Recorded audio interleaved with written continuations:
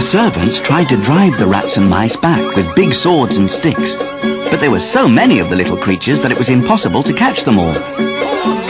Get them away! By now, most of the food had been eaten anyway.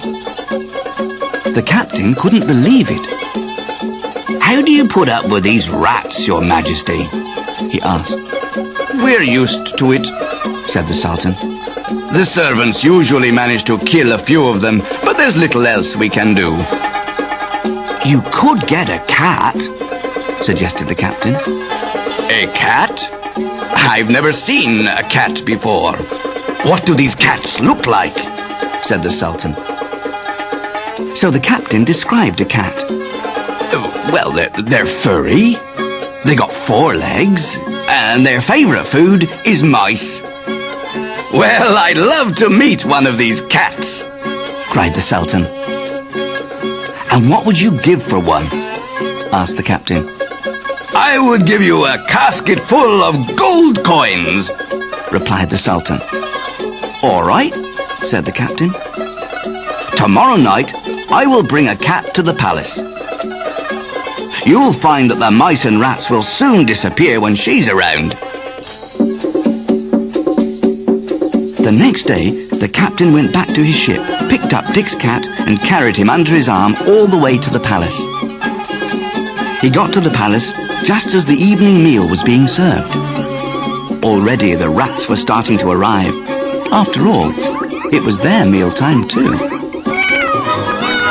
As soon as the cat saw the little army of rats and mice, she jumped out of the captain's arms. She killed dozens of rats, and the rest ran away in fear. The Sultan was absolutely amazed. We must have that cat, he told his wife. The Sultan and his wife were so pleased with the cat that they gave the captain a casket full of gold in return.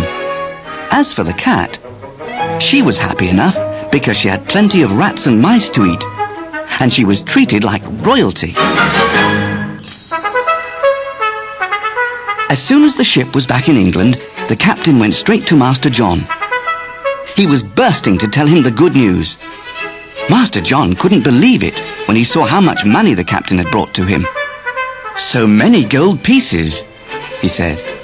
"I didn't think the goods were worth that much." Well, we got a fair price for most things, but it was Dick's cat that was worth the most. The Sultan gave us over 100 pieces for the little creature. The servants were listening at the door. They were so excited when they heard the news. "Send for Dick," said the master.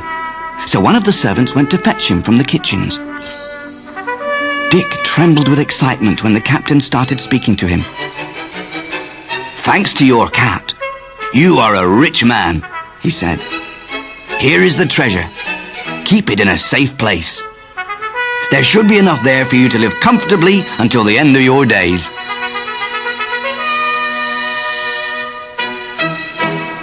Dick was a generous fellow, and he gave each of the servants a gold coin. Most of the servants had never seen a gold coin before, and they wept with joy when they were given the money. Thank you. Dick bought his own house and left Master John's house. But he visited him regularly, and he never forgot the kindness he had shown to him.